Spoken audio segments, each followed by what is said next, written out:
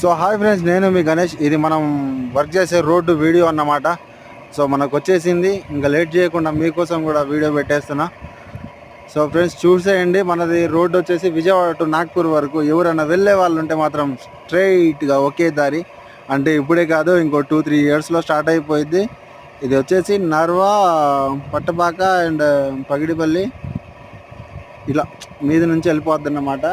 So ఎవరైనా వెళ్ళాలనుకుంటే మాత్రం ఒక 2-3 ఇయర్స్ తర్వాతకి డైరెక్ట్గా ఒకే దారి, ఎక్కామా తొక్కామా అన్నట్టే.